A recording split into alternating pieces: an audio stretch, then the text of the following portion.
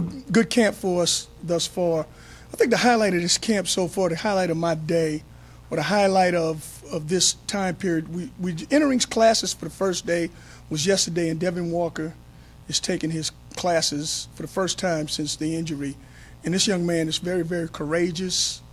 He's one of my idols. I spent 2 hours with him yesterday at a fundraiser, and he was just had the best spirit in the world.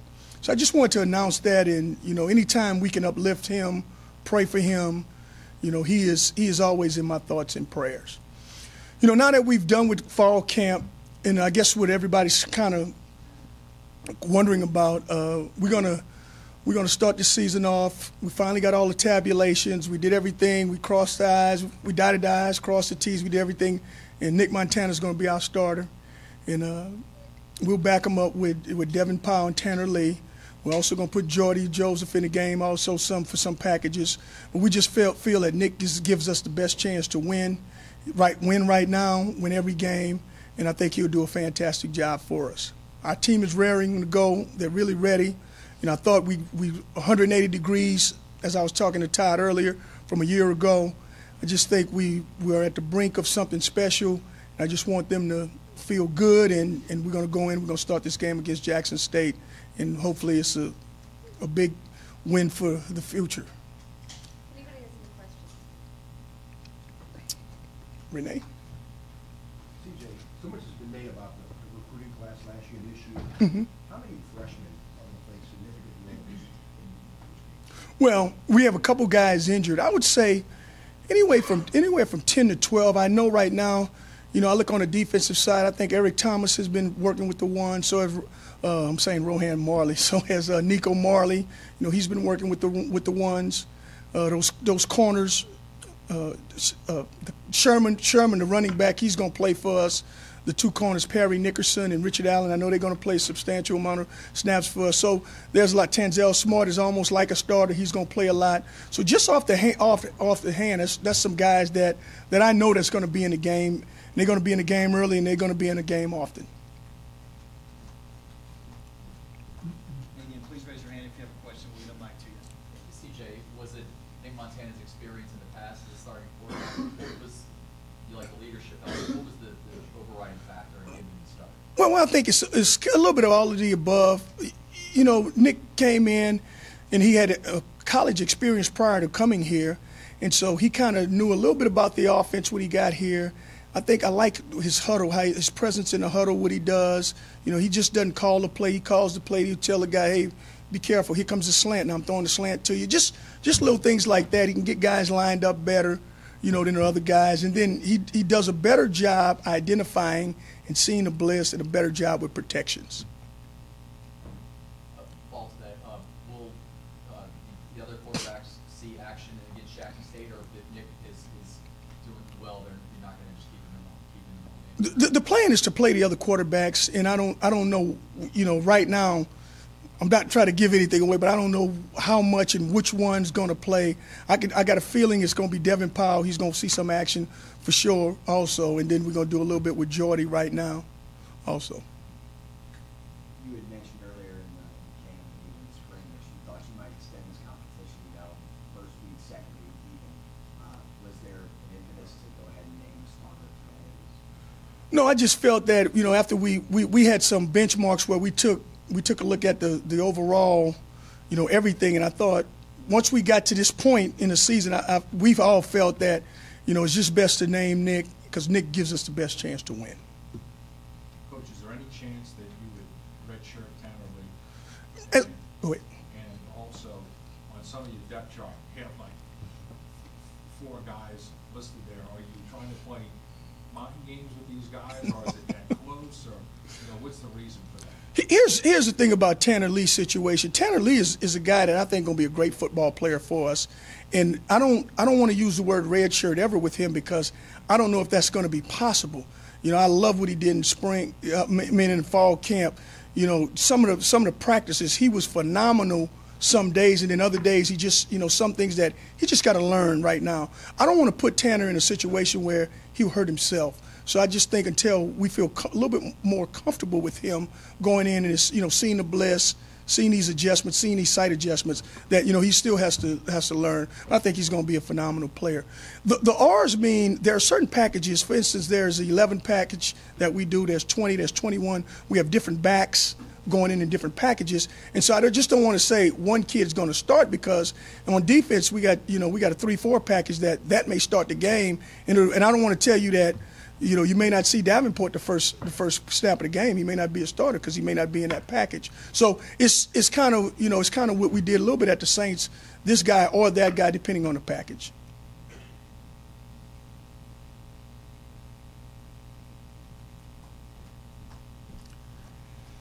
Can you talk about the game preparation for Jackson State?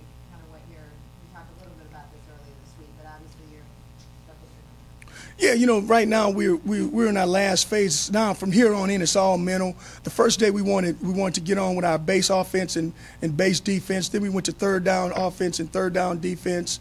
You know, our special teams were throughout the week. You know, we felt we were a little bit ahead of the schedule on special teams. And then all of a sudden today was a little bit of red zone and goal line short yardage. So I think we were pretty much prepared. I thought the guys ran around. I think their legs are back. You know, they look like a football team to us. Coach, most of your time in the coach profession, you've been around winners. You've won. How tough was it this all season to be part of a losing program for 1 year there, and maybe that's going to fire you up even more that you don't want to be a loser ever again?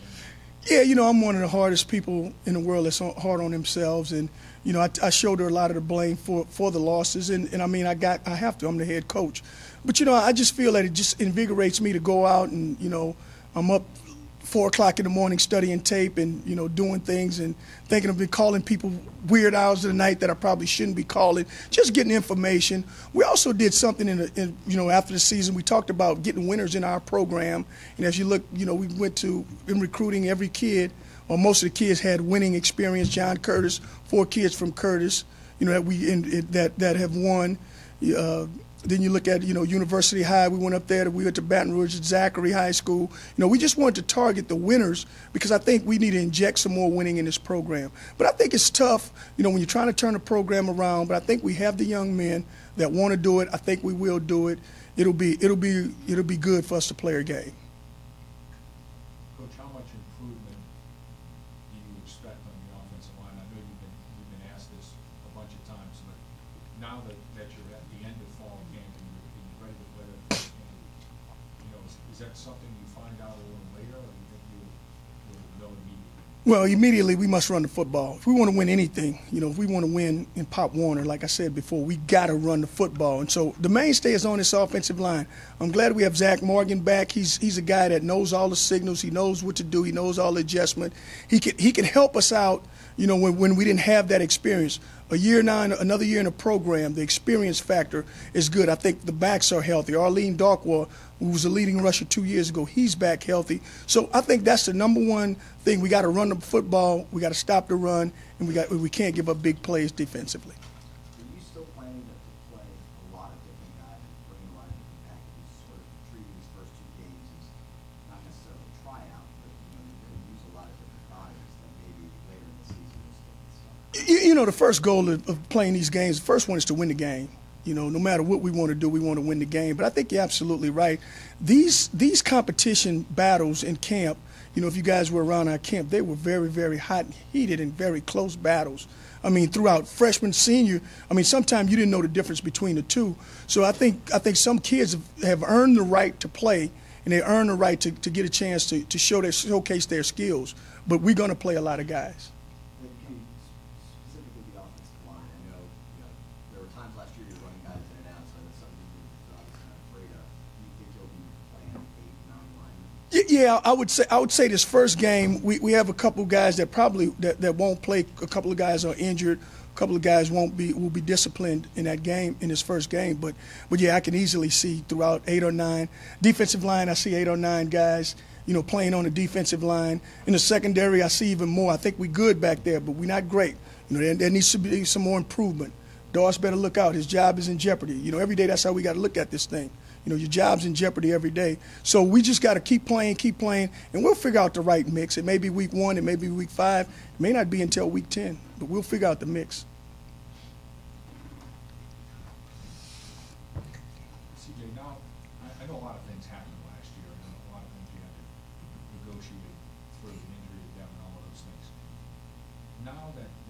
in your second year and you have more of your guys, will you be more demanding? Will you coach these guys harder? Will you step up with the pressure on these kids to make a leap? As a coach, how do you handle that dynamic?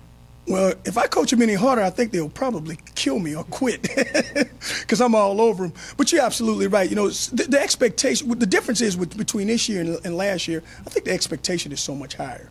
My expectation for them is so much higher. You know, and I expect to be in every game. I expect to win a bunch of them. I mean, that's my expectation. And I think this team has the same expectation as I do. So in coaching them harder, they understand that that is what it takes for us to win, and that's what we're going to do. And they got to understand, hey, if you're not getting the job done, we're on with the next man. Of all the things that you went through last season, was there one, the adversity I'm talking about, was there one thing that maybe has made this club better for some reason? You know what I mean? Like one thing that you can point to that we got through that, and because we got through that, we're better this season? Well, I think it's Devin Walker. I mean, if you look at this young man who went through what he's gone through, and every time you see him, every time he's up here, he was up here last week in a rookie show, and I just sat there and I just watched him most of the time, and he was all smiles. I mean, he was just all smiles, and he's around the guys, and he would talk, he would joke about me, joke about them, and he's an inspiration to me and everyone else. So what does Sullivan bring to your program and experience? And also talk a little bit about why does Nico Marley, why does he excite you? Well, Sullivan is a young man who played and has experience. That was one of the things that we didn't have much of last year. He has experience. He's played in games. He's played in a bunch of games for us. He's a big physical corner, and he has a great attitude. And so, you can't have enough kids like that that's big and physical with attitude. He's a good tackler. He's a good defender. So, you like having guys like that in the secondary. If we had him last year, we probably wouldn't know about some of these younger kids. Nico Marley excites me because he's active. That's one of the things our defense wasn't last year. I think these young linebackers are very, very active. Right now, if you ask me, and I know the answer to the test question, Nico Marley is my starter because he's active and he bring it, and he's a very, very smart young man. I love him. I love his attitude and his enthusiasm. Last year, you dealt with a lot of adversity with Devin Walker and Matthew. How do you build off that this year? Like, what did you learn from your experience last year? And how are you going to put that this year? Here's what we got to do. In life, I think what you do is you separate, the adversities, and you just got to kind of keep moving. And so what we got to do a better job of when bad things happen, and bad things will happen. I'm telling you, they'll happen in the first game, they'll happen in my life, they'll happen in your life. We got to learn that we got to put those things aside and continue to keep things going and continue to get back to as normal as we can. And I think we've all learned a valuable lesson from those experiences. Status right now,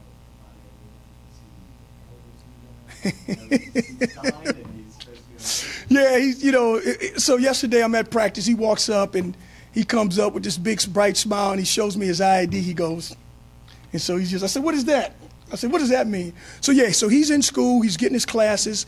You need an acclimation period before you can play in the game. So he and Peoples will get their acclimation period. We probably won't see them until next week. What freshmen are definitely going to play? Well, Nico Marley is right now, I think he's going to start. Eric Thomas, I like him.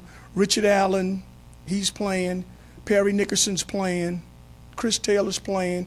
Tanzel Smart's playing. If I forget somebody, I'm sorry, but the good players are playing. You just named a huge amount of freshmen. Yes. You're in year 2. You're building off a 2-win season last year. Talk to me about that. I just think we just need to continue, as the staff said, we need to continue to inject good football players in our program. Now, I don't know who's the starter or who's the guy. It's like the NBA. Whoever's the starter, who the starter is the guy who plays the most minutes.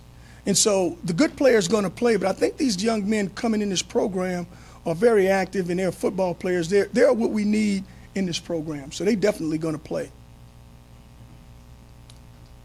Good. Questions? Maybe the same thing every year, but the importance of getting off to a good start, having something positive on the scoreboard. It is Jackson State, and people say you should win that game. Psychologically important You know what? It's a faceless opponent for us, and I think the psychology of it all is we've lost so much for so long, and I'm a part of it. I'm a part of the losing. Is that it's time for us to take a step in a positive direction. We've been through this hard training camp. We had a hard spring ball. Off-season program was hard. It's time for us to get a reward, and the only reward is to win the first one, and then next week we'll win the second one and just keep going. But it's one at a time, and everything that we got is into Jackson State. And on that note, Jackson State's quarterback is obviously the focus of their offense. You worked a lot of assignment football this week. You've been to practice. You know, tell me are you trying to contain him? Talk a little bit about the specific strategy for that quarterback. You know, one thing about this quarterback that they have now, he's a dynamite player. He led them to the SWAC championship game and should have won it. And he is he embodies what they do. You know, he's an option quarterback. He can pull it. He can run it. You know, he extends plays. I mean, he's a very, very, very good player. So I think if we could get a handle on him and contain him, it heightens our chance of winning this football game. Does he remind you of anyone? Or? He's offhand. We said the guy the other day. You know, I would say most like a little bit of a Donovan McNabb type guy. That's an athletic guy. All of a sudden, he tuck it away and he'll run with it. You know, he's a good football player. Any more questions? Thank you guys very much.